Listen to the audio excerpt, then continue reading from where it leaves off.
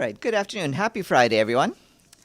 First off, I have a readout of a phone call that the Secretary General made earlier this morning with His Holiness Pope Leo XIV. The Secretary General spoke by telephone with His Holiness Pope Leo XIV.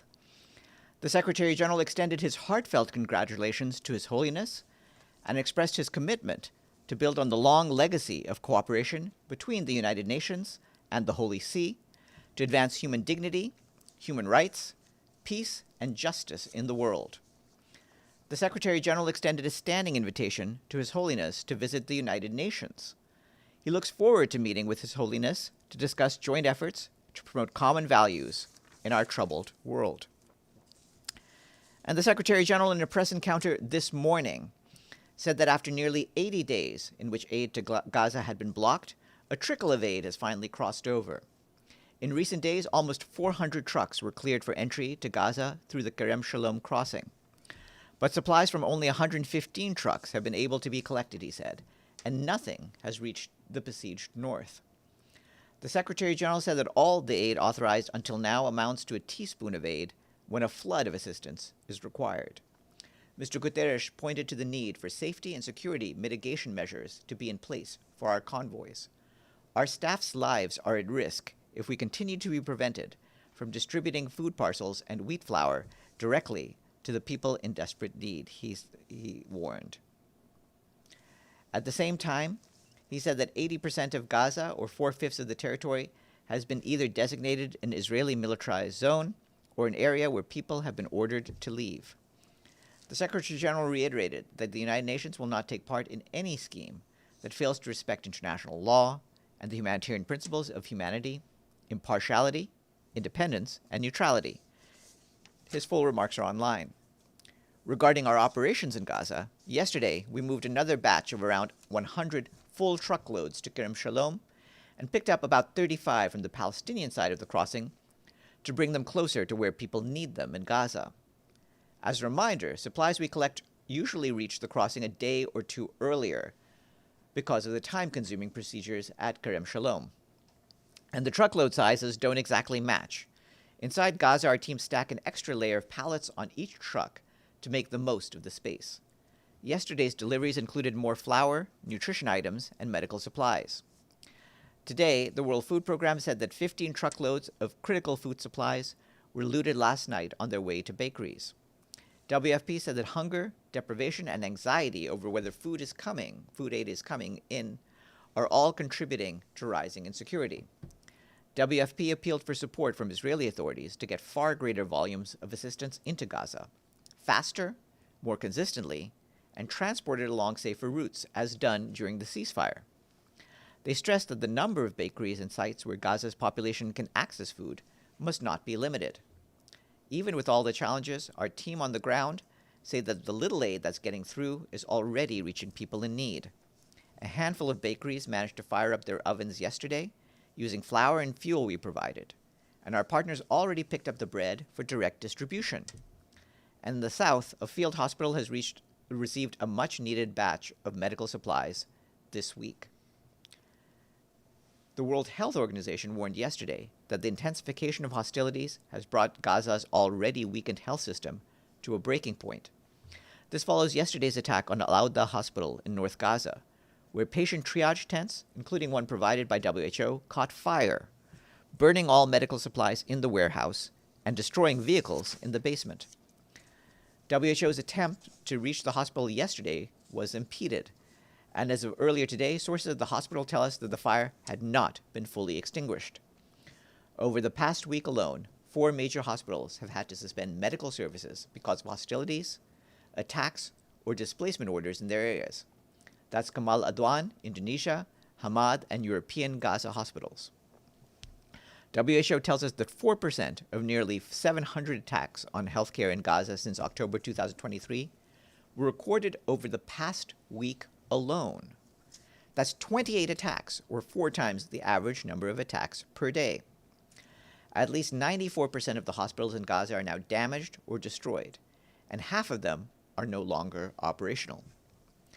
Turning to the West Bank, OCHA reports that continued high levels of settler violence are having an alarming impact on Palestinians. Just yesterday, near Ramallah, an entire Bedouin community of more than 20 Palestinian households started dismantling their homes to move somewhere safer. That's about 60 adults and 60 children from Magayer Adair. And this comes after Israeli settlers set up an outpost less than 50 meters away on Sunday. Since then, attacks have escalated. Over the past week, settlers have stormed the community, threatened residents, broken into animal shelters, and set fires. And in the town of Brukin, in the Salfit area, nearly 150 masked settlers torched Palestinian vehicles yesterday. 8 residents were injured, most of them sustained burns, while trying to put out the fires. Between 13th and 19th of May, OCHA recorded at least 28 settler attacks that resulted in casualties, property damage, or both. In Chad, the Emergency Relief Coordinator, Tom Fletcher, yesterday allocated $2.5 million from the UN Central Emergency Response Fund to urgently respond to the massive influx of refugees and returnees in the east of the country from Sudan. This brings SURF's total allocation to Chad this year to $16 million. Since April, more than 55,000 Sudanese refugees and 39,000 Chadian returnees have arrived in Chad's eastern provinces, mainly to Wadi Fira and Enedi East. The majority are women and children, and many are traumatized by the violence they experienced and witnessed. Many unaccompanied children, pregnant women, and older people are also among the refugees and returnees. This new SURF funding will help us and our partners scale up operations and provide life-saving assistance to those who have just arrived in Chad, as well as to continue supporting refugees and host communities in eastern Chad impacted by the crisis in neighboring Sudan. Turning to South Sudan, today Volker Turk, the UN High Commissioner for Human Rights, warned of a further deterioration in the human rights situation in South Sudan following a sharp increase in hostilities, arbitrary arrests, and hate speech in the country since February. Mr. Turk urged all parties to uphold the 2018 peace agreement, ensure protection of civilians and civilian objects, and facilitate humanitarian access in line with their obligations under international law. He also urged the authorities to grant the UN mission in South Sudan access to National Security Service detention sites to assess the welfare of the detainees held there. In the Democratic Republic of the Congo, our colleagues at the World Food Programme warned today that the sheer scale of people displaced from their homes due to escalating conflict is pushing food insecurity to crisis proportions and deepening an already strained humanitarian response. In the eastern provinces of DRC, the number of people facing acute food insecurity, or IPC Phase 3 and above, has risen from 6.6 million to 7.9 million. Some 2.3 million of these people are in IPC Phase 4. WFP is scaling up its efforts to ensure that aid reaches displaced communities, but assistance is not keeping pace with the growing needs. Our colleagues have reached 1.1 million people in the eastern provinces of DRC with food and cash assistance between January and March of this year. That assistance included daily school meals and take-home rations given to 115,000 school children, treatment and nutrition supplements delivered to 340,000 children, and pregnant or breastfeeding women and girls, as well as livelihood support programs for about 14,000 people. WFP urgently requires $433 million to sustain emergency operations in the DRC through October 2025. Without immediate support, millions risk being cut off from life-saving assistance, further deepening the humanitarian crisis, both at the country and regional level. The UN Refugee Agency today said that more than 25,000 people have been newly displaced in Mozambique in a matter of weeks. They join close to 1.3 million people who have been uprooted by the armed conflict, back-to-back cyclones, and drought. The UN Refugee Agency pointed out that attacks by non-state armed groups on civilians and infrastructure continue in Cabo Delgado province, forcing people to flee and disrupting efforts towards solutions and development. UNHCR added that the renewed intensity of the conflict is also impacting areas that were previously considered relatively stable, with hostilities now spilling over into new provinces. With critical funding running out, UNHCR, like other humanitarian organizations, is raising the alarm and said that its ability to protect and assist those in urgent need is being pushed to the limit. So far this year, the UN Refugee Agency said that it has only received 32% of the required $42.7 million. Turning to Myanmar, the UN Refugee Agency is gravely concerned about reports of 2 boat tragedies off the coast of Myanmar earlier this month, with estimates that 427 Rohingya perished at sea. This would be the deadliest tragedy at sea involving Rohingya refugees attempting to find safety this year. With the annual monsoon season having already arrived in the region, these boats were traveling at a particularly dangerous time, reflecting the desperation of those making such journeys. And some sobering statistics: nearly 1 out of 5 people attempting perilous sea movements in this region have been reported as dead or missing so far this year, making the Andaman Sea and the Bay of Bengal waters among the deadliest in the world. UNHCR calls on authorities in the region to take urgent action to prevent future tragedies. The agency also calls on the international community to stand in solidarity with the countries in the region that have been hosting Rohingya refugees. UNHCR requires $383 million this year to stabilize the lives of refugees and their host communities across Bangladesh, India, Indonesia, Malaysia, Thailand, and those displaced inside Myanmar. So far, only 30% of this amount has been received. From Colombia, our colleagues in the Office for the Coordination of Humanitarian Affairs tell us that the number of people impacted by non-state armed group fighting continues to increase. In the first quarter of this year, 750,000 people have already been affected. This is 4 times more than in the same period last year. Our humanitarian colleagues note that as of the 15th of May, more than 1 million people have been newly impacted by conflict, violence, mobility restrictions, and natural disasters across the country. We, along with our partners, remain on the ground and continue their work despite the serious funding crisis. In February this year, we allocated $3.8 million from the UN Central Emergency Response Fund to support the response to the crises in the Catatumbo region. The Colombia Humanitarian Fund allocated $3.5 million to local organizations to support the emergency response across the country. The 2025 Humanitarian Response Plan, which seeks $342 million to help 2 million people, is only 14% funded, with nearly $49 million received. With this amount, the humanitarian community was able to respond to less than a third of emergencies related to mass forced displacement, confinement, and climate-related disasters. Our colleagues estimate that funding shortfalls may leave 1.4 million people without assistance this year. The resident and humanitarian coordinator in Colombia, Maria Villar-Forner, said earlier today at a member state briefing in Geneva that it is the time for the international community and donors to step up their support for Colombia, especially as needs are growing. We have an update from the Development Coordination Office. The Secretary General has appointed Savina Amassari of Brazil as the United Nations Resident Coordinator in Algeria, with the host government's approval, starting today, the 23rd of May. Ms. Amassari brings to the position 30 years of international development experience, acquired across more than 25 countries in sub-Saharan Africa and Asia, both at the United Nations and externally.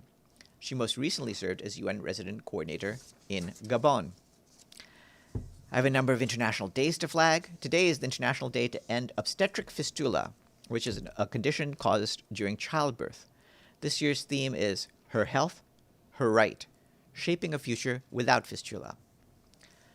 Tomorrow is the International Day of the markhor. The markhor is an iconic and ecologically significant species found across the mountainous regions of Central and South Asia. And Sunday, appropriately enough, is World Football Day. It is a universal language spoken by people of all ages, transcending national, cultural, and socioeconomic boundaries. On Sunday also, the International Week of Solidarity with the Peoples of Non-Self-Governing Territories starts, and more on that online. And Sunday is also Africa Day. In his message, the Secretary General said, "We celebrate a continent rich in heritage, vibrant in diversity, and remarkable in its contributions to our global community." Yet he added, the legacies of slavery, colonialism, apartheid, and systemic racism still cast long shadows, and entrenched inequalities affect Africans and people of African descent to this day. This year's theme calls for confronting these shameful legacies. On this Africa Day, the Secretary General calls on all of us to recommit to not only addressing past wrongs, but also to building a sustainable future for the people of Africa, grounded in peace, dignity, an opportunity for all. And just a reminder that UN headquarters will be closed on Monday, the 26th of May, for the US holiday, Memorial Day. We will return to our regular noon briefing on Tuesday, the 27th of May. And we'll also have a guest on Tuesday, Li Junhua, the Undersecretary General for Economic and Social Affairs, together with high-level representatives from France and Costa Rica. They will be doing a curtain raiser briefing for the UN Ocean Conference. And last, we would like to thank our friends in Gaborone for their full payment to the regular budget. Botswana's payment brings the number of fully paid-up member states to 108. That is it from me. Yes, Edie. Thank you, Farhan. You gave us the World Food Programme's report on what happened when they tried to deliver trucks last night. Have any deliveries taken place today, or have any additional trucks crossed into Kerem Shalom? Well, the latest numbers, I had on that was that we were able to move 100 truckloads from Kerem Shalom, and we picked up 35 from the Palestinian side. And that was late yesterday, and those were supplies delivered a few days earlier. And one of the details we had from today from the World Food Programme is that 15 truckloads of food supplies were looted on their way to bakeries. The rest are proceeding along the course. So were those 15 trucks 15 of the 35? I believe that was part of the group that had been moving. Basically, we were told that on Wednesday night, 6 trucks containing flour were intercepted by residents and had their contents removed. Then on Thursday night, the same thing happened to 15 trucks. And our understanding is that these are not instances of organized criminal looting. This is looting driven by people who are facing desperation and hunger. So what we're doing is we're engaging with communities to maintain trust so that we can ensure that looting doesn't occur in the future. But we're all engaging with the authorities on the ground on the need for more aid to come in so that people don't face that sort of desperation. But there are no figures from today's Friday. Yeah, we will try to get more figures as it comes in.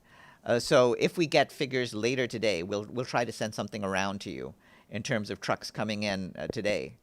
But it's a tedious process because, as you know, we go through many steps. First, we deliver manifests to the COGAT authorities from the Israeli side about all the things that are going in.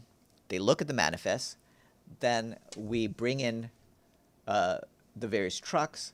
They go over them in accordance with the manifest. The trucks are searched. Then, once they get past the Israeli side, they're offloaded. They're loaded onto a set of trucks to just travel them a short distance over to the Palestinian side. And then they go to a Palestinian platform where once more they're unloaded and then loaded onto trucks for onward distribution. It's a very cumbersome process. Gabriel. On that note, does the UN think that this, as you say, tedious process, is at all necessary? We think it could be expedited, that there are steps that could be taken to shorten the number of steps so that we can get aid in more quickly. And we are in touch with the relevant authorities, including on the Israeli side, to make sure that that can happen. In the SG's remarks, in the Secretary General's remarks at the stakeout, he said that there are 160,000 pallets, enough to fill nearly 9,000 trucks, are waiting. Do you know where exactly they're waiting? A lot of that is on the Israeli side, in places like Ashdod. And so what we want to do is get the clearances so that the trucks can go in. Ideally, it would be good if there was more than just one crossing point. But even if there's just the one crossing point at Kerem Shalom, we want to have many safe roads so that we can move them more quickly once they get through the checkpoint. Michelle. Thanks, Farhan. The Gaza Humanitarian Foundation has said that it plans to be up and operating by the end of the month, so end of next week. Has Israel indicated at all to the UN as to whether the UN can continue to deliver aid across the border into Gaza once this new system is up and running? I don't have anything definitive to say about that. We remain in touch with Israeli authorities. We're going to work in good faith to continue bringing in aid as long as we have the necessary permissions. I don't know if and when that will change. And has the UN had any conversations with anyone from the Gaza Humanitarian Foundation? No, we have not. And what about the US government or any US officials on behalf of the Gaza Humanitarian Foundation? Well, we've been in touch with U.S. officials and with Israeli officials about aid matters. The stance on how we approach aid is what the Secretary General articulated to you just 2 hours ago. Deji, and then in the back. Yeah. Several questions follow up. Yesterday I asked this. Is this still the situation that UN is in negotiation with Israel about the humanitarian trucks entering Gaza on a daily basis? There's still no, let's say, a weekly update.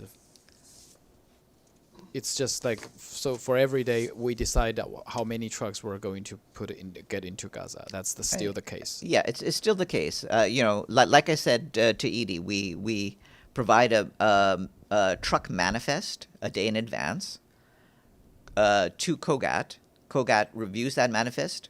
It returns a new one to us that evening before the entry of trucks, and basically tells us which trucks are approved for entry the following day, and then we go through the procedure of moving the trucks and loading and unloading that I've just described to you. In that case, normally would COGAT in the past few for the last week actually agreed the numbers you want the UN want to get in there, or they have some limitations for the trucks you gave, the number you gave? I think it's clear that we want a larger flow of trucks as much as we can. Yeah, but have they agreed with the numbers, or you give a bigger number so they No, put it down?